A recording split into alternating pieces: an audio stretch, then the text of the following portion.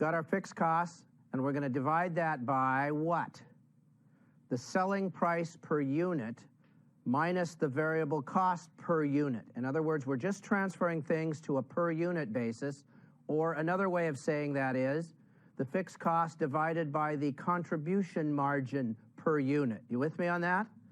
So in that context, let's take a look at our case study. We've now said Olympic, he makes his sales in dollars, but the units he sells is square yards of flooring, right? Selling price $5 a yard. Variable cost $4.20. So what's contributed per yard? 80 cents. That's all we need to think in terms of, we don't need to worry about the percentage, do we? The 16% or any of that. Now we've got it in dollars, or in this case cents, 80 cents. And what do we wanted to know is, what's the break even? How many yards must be sold to break even? How many yards must be sold by a new salesperson if we pay him $20,000 a year salary? And how many yards must be sold if the selling price is, we're going to raise the price here. And this is a unilateral price increase, right? It's not like the cost goes up 10, so we raise the selling price 10. That wouldn't work anyway, would it? All right, so we want to answer those three questions. So let's go to the first one. Fixed costs are still what? Somebody? 151,820 divided by 80 cents, and it gets me, was it 189,775 what? Yards. And if I sell 189,776, what will I make? 80 cents. You with me? And it could be yards, it could be meals, it could be haircuts, it could be just about anything, right? Anything we can identify in a unit, a homogeneous unit. All right, number two. What do we want to know in number two? We're increasing the fixed costs by how much? $20,000. We probably ought to bump that up to 40 or 50, I suppose, but you're all sitting there wondering who'd work for $20,000 anyway. I understand that. But let's just use it as a for instance, okay? Because it doesn't matter what we set it at. It all comes out the same anyway. All right. So what'd you do? We got two ways to do it. Give me the, first, let's talk me through the long way.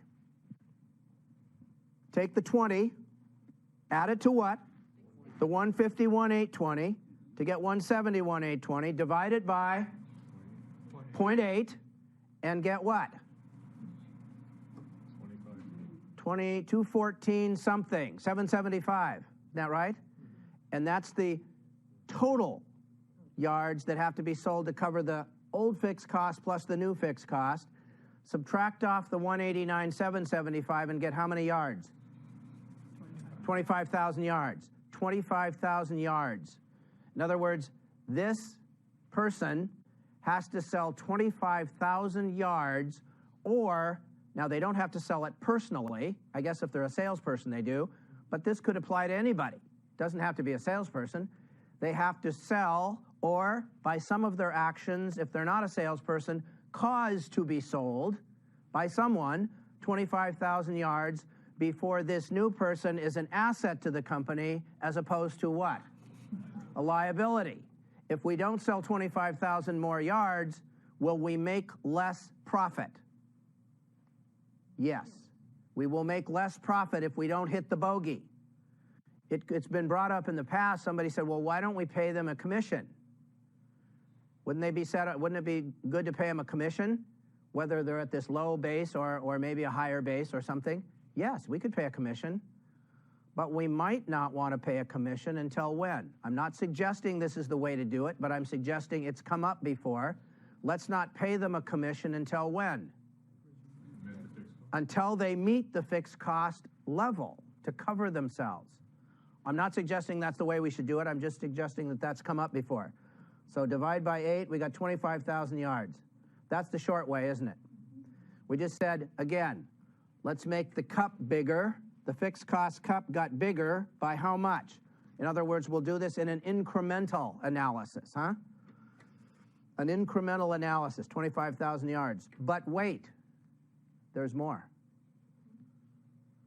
Is $20,000 or $40,000 or $50,000 or whatever we're paying them as a salary, is that the real cost? What's the real cost of an employee? Salary plus benefits. And what do we have to add on to actually that the company's going to incur with that salary? What are the real costs? 35%. FUCA, FICA, FIPA, the F taxes. Lots of companies they have a number. What did you say, Randy? 30 to 35%. Depending on the robustness of their benefits package, it could be anywhere up to 50. I remember once upon a time when I worked up in Alaska for Standard Oil. They had moved their office from Seattle up to Anchorage just at the start of the North Slope oil kind of boom. And when you worked for Standard, every quarter, they flew you back to wherever you came from in the States, home for 2 or 3 weeks, and if you were working up on the slope as a worker, they did the same thing. Are their costs higher? I mean, that was part of the package, not to mention a lot of quite a robust payment structure. Yeah, so they used 50. Whatever their base cost was, everything else was going to, because it was so much more expensive in those days to work in a remote environment, what was then a remote environment. So every company's got a number, but it's going to usually come between 20 and 35%. If we take 35%, what's the real fixed cost? It's not 20, it's what? 2 times 35 is what? 70, so we got 27,000. Wouldn't that be, if we use Randy's 35%, well, 27,000 divided by 8, somebody help me, what's that going to be? It's going to actually be 30 what? 33,750. 33,750. Before they're an asset to the company as opposed to a liability. Are those real costs? Or is that somebody just making that up? Those are real costs that the company's going to incur. Real costs that the company's going to incur. Oh, and by the way, with this situation right here, we bring them on. Our yards go up 20,000. We sell 20,000 more yards. So our sales went up. Do we make less money? Why? We didn't hit the bogey. The bogey was 33,750. We didn't hit the bogey. So we got a sales award for sales growth, but we made less money. The question is, do we want to focus on the top line or the bottom line? I think that takes us all the way back to the discussion of we eat off the bottom line. Isn't that right? And again, now instead of just guessing, we have the ability to what? Measure. We have the ability to measure this. And that's what we're really trying to do, is give people practical tools that will help them measure their world and use those measurements in a management format. All right? Now let's take a look at some pricing issues. What are we going to do in number 3? We're going to raise the price from $5 to what? $5.10. A price increase of how much? 2%. 10 cents on $5 is 1 on 50, which is 2%. And you remember how to calculate percentage, right? It's the difference divided by where you was, not by where you going, right? So it's 10 cents over $5. Price up 2%. Now, unilateral, meaning our variable cost is still what? $4.20. It hasn't changed. We didn't have a price increase. We didn't have a cost increase. We did make a price increase. So what's contributed now per yard? 90 cents. 151,820 divided by 90. Somebody? 168. 689. So the volume has gone down, hasn't it? How much down? 11%. Well, if we take 189,775, which is our base, this is 21 something. 86, thank you. Divided by 189,775, and that's where the 11.1% comes from. Volume down 11%. Is that worth knowing? We can figure that out in any business if we've got the right cost data, can't we? What this says in words very simply is what? If your price goes up 2%, your volume can drop what? 11 before you're hurt. Okay, here's the scenario. You raise your price 2% and your volume goes down 8. Do you sell less? Yes, your volume went down 8. Not a trick question. Do you make more? Yes. Yes, because you beat the bogey. Scenario 2, you raise your price 2% and your volume goes down 14. Do you sell less? Yes. Do you make less? Yes. We have the ability now to measure where the trade-off point is, right? And in some businesses, what I've seen is really interesting because people are scared of raising their price. Everyone. It's not just you, it's not just me, it's everybody. We kind of grind our hands and wring our hands and grind our teeth over this whole issue of what will they do. It helps to get some perspective on what could they do. How much room for error do we have? There's not going to be that magic spot where you go over and everyone quits. You'll start to see some pushback. It's good to keep doing that and probably making this change at least once what? A year. Because we know that we've got 2, 3, 4, 5% inflation. Our costs are going to go up if we don't follow it. And by the way, if our cost goes up 10% and we raise our price, if our cost goes up a dime and we raise our price a dime, what happens to our margin as a percentage? It goes down even though our margin dollar stayed the same, didn't it? That's the answer. Now, question number 4. Question number 4. Don't turn the page. It's not there. We're going to do it now. We've looked at raising the price. The more insidious, the one we tend to cave into is what? Lowering the price.